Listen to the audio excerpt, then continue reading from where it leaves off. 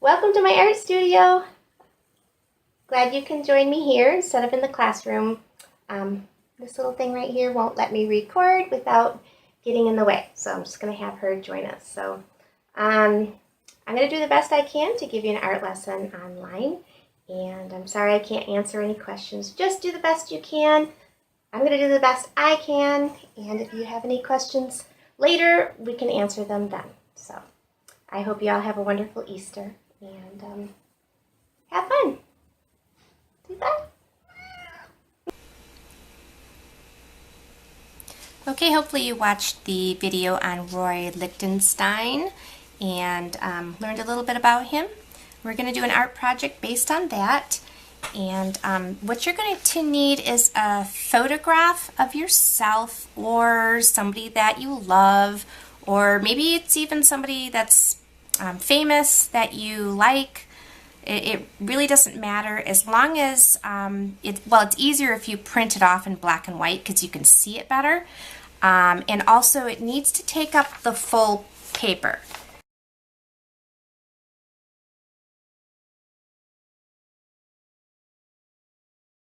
So if you're not sure how to do that, if you copy a picture, you right click, copy the picture, and then paste it into a Word document, you can stretch the picture out.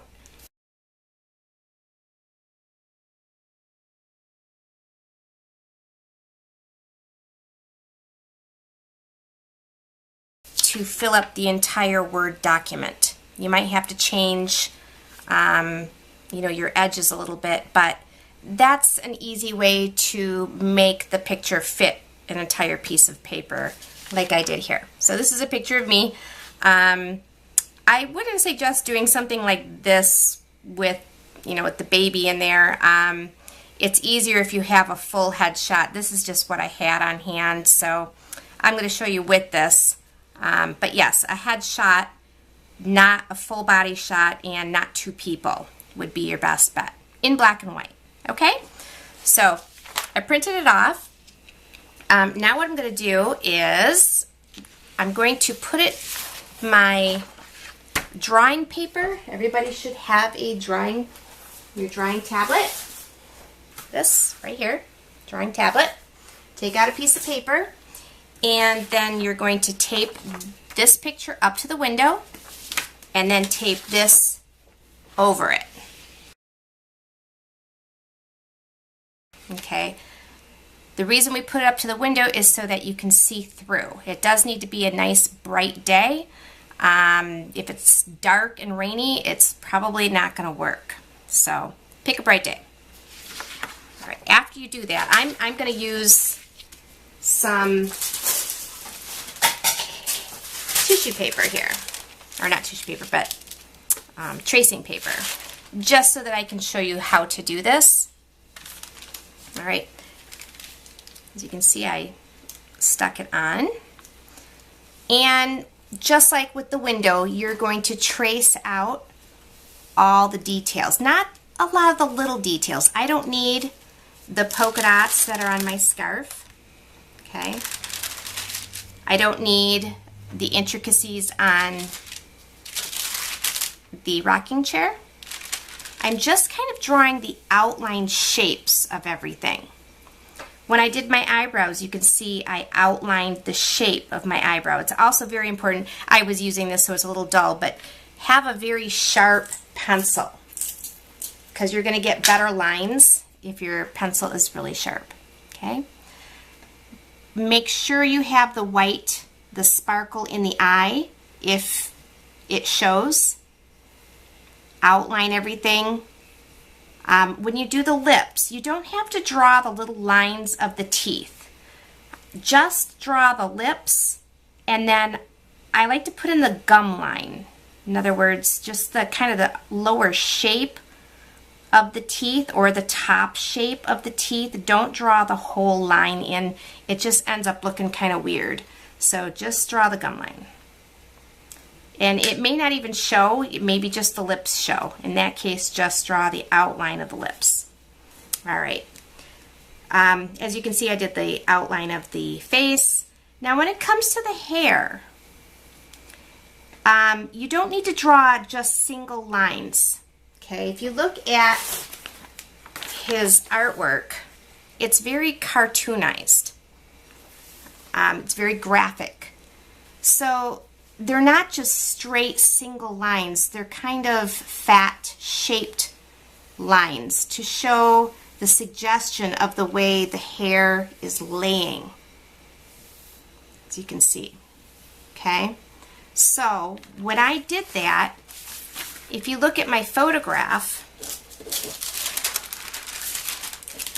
I don't really have that. There's lots of little lines if you really look at it closely. But what I'm going to do is just kind of suggest where the lines might be. I'm looking at this part of my photograph. I can see this is kind of a dark area, so this would be a great place to put something like this. Okay? Or here on this photograph, you can see this is so much lighter here. So this would be a great place to put in the shape. Make it up if you need to. You just kind of want to show the style of the hair. If the hair is in curls, you're going to make it look kind of curly. Alright, now you can't see it as well on here with my photograph underneath as you would in a window, but I think you can kind of get the idea of how it works. Alright, so I made up a few of my areas here. I just I put in this part. This is that dark area I told you about. And then I had some parts that were really soft. You really couldn't see it through, so I did have to peek. And that I put in later. So I took this off the window, for example, and then I would look at my picture and I could say, well, I actually didn't have this part in because it was so light it didn't show up on the window. So later on I went back and I just kind of drew it in. And then I kind of drew a shape in that looked like what my hair might be doing. It doesn't have to be perfect. You just want it to look like the hair is flowing. The same thing with my scarf. If you look at my scarf, I'm not putting in all the polka dots. I'm just looking at the creases and the dark areas. So I put in the outline shape of it. Okay, if you look here, I just put in the outline shape. And then I just kind of guessed as to, some of them show up really well and you can do it from the window, but other parts you kind of have to look a little bit later and say, oh, I'll put a little bit in here, I'll put a little there, just so it looks like it's moving and laying softly. Okay, now I did put in the baby, but that's my grandson, but I would probably crop this. Had I picked a different picture, I would have enlarged it and not had him at all. Just because of what we're doing, it's just better if you don't. So, all right. So after you have all of that, you're going to only have a few colors. Blue, red, yellow, oops, here's my black, white. We don't need white because the paper's white. And then flesh tone. Okay. Now, if I look at my photo, my eyes, this is black and white, but my eyes are naturally green. Green isn't a choice. So he kind of made everything very simplistic, and he made it because it's supposed to be like the comic book art, and they only used certain amounts of colors. They didn't have a lot of colors. It was very expensive to print in too many colors. So this was pretty much the palette he had to work with. So if I had brown eyes, I would just color it in black. If my hair was black, I would color in the hair black, and then, like this picture, the highlights would be in blue. Sometimes he did the highlights in white, so I'll leave that up to you, what you want to do.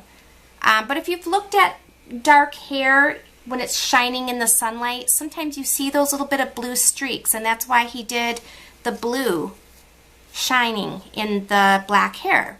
So if my hair was black, I would color all of this in black and then use my blue to do the highlight sections. If my hair was red, I would make my hair red, and then the highlights, or I should say the separations of the hair, would be black. It would be the same thing if the hair was blonde, like this.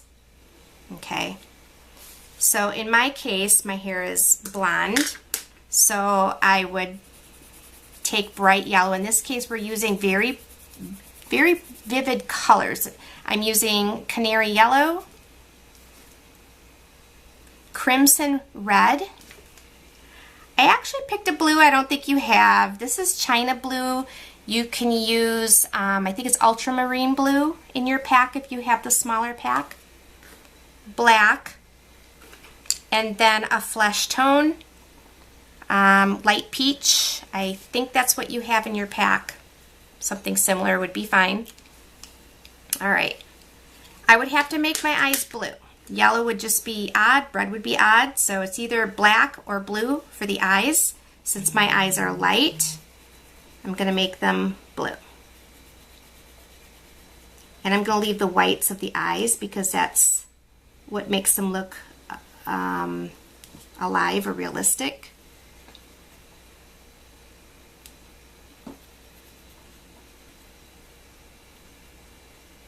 Okay, and then I'm going to take the black, just like you see here. Everything is outlined. Okay, so the iris is outlined, the pupil. Even though the girl is blonde, her eyebrows are still going to be black. Same thing with the outline of the nose and the lips. Everything has a very cartoon look to it, so there's very thick lines and they're colored in. So if I was to do this, I would make sure that they have a little bit of a thickness to it. Not too much that it changes the shape of the nose, but I'm just gonna outline it a little bit thicker. And that's why you want your tip to be super sharp, because you can get a much nicer line and have a little more control over it.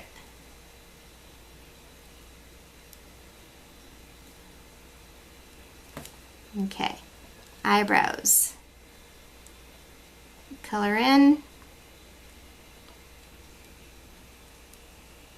And you want to go slowly so that you do a really neat job. Now, the eyelashes are very emphasized, the same as the tops of the eyes. I forgot to print off a guy. I am so sorry. But the boys, it's the same thing.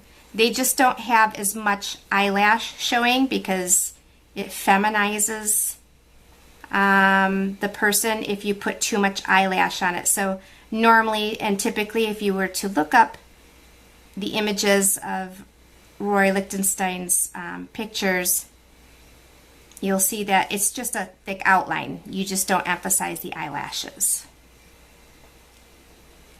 Okay. All right, now you'll also notice that the faces all have little dots. Tiny, tiny little dots. And the reason is because he wanted to emphasize that comic book type of look.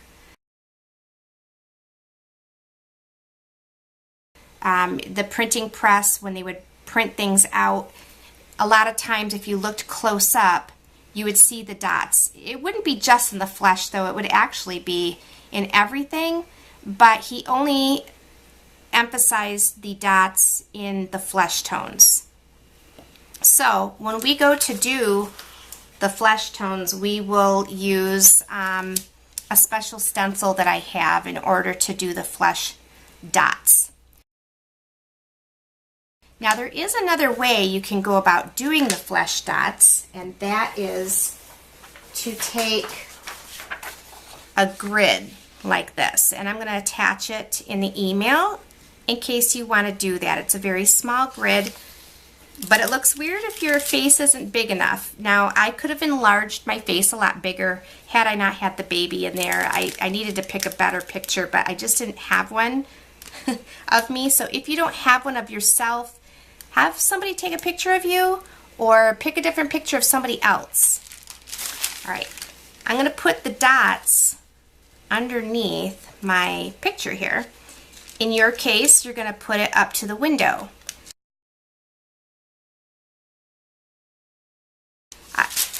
Tape this one down first because you don't want it to move, and then tape this one down on the window and make sure it is centered. If I had my face like this, you can see it goes in a row. The row would be off, it would look strange. So you want to make sure you kind of center those dots. All right, now if that was taped, it wouldn't move on the window. Now I can take my flesh tone and I'm going to really press hard and make sure I have a really nicely filled in dot where each one of those dots are. So, and you just make sure you get all of the dots, because if you miss one, you will definitely know it. All right, so I'm gonna remove this just to kind of show you what it would look like. All right, now, I don't know if you can see that. All right, so this is a very, and if you have a darker peach, that would be your best bet. This paper is not, I don't know if it's photographing well for you. Can you see that? There you go. Okay, so when it's on this regular paper, it actually shows up much better than this. So, all right, so that is how you're going to do the picture. Everything should be outlined. The whole thing should be filled in. If you're wondering if it's a burnished look or if it's a softly colored in look, it should be burnished. You want it to be nice and bright and filled in very, very, very well. Okay? And I think that answers all of that. So if you have any questions, go ahead and email me. I will try to answer it. Or do what you can, and then I will help you when you get back. If you're struggling with a photograph, email me the photograph. I will stretch it out, put it on a Word document, and then send you the Word document back. But if you can't figure out how to do that, I'll do my best to help you out there. It should only need to be printed in black and white, so you don't need color ink for this. It helps if you can change the photograph to black and white before you print it off in black and white, like this one here. This, if I printed it in color, I actually changed the picture to black and white before I printed it because you get a much nicer grayscale. Try it out, see how it goes. If you're struggling, email me and I'll see how I can help you. All right? Otherwise, yeah. So have a great time. Happy Easter.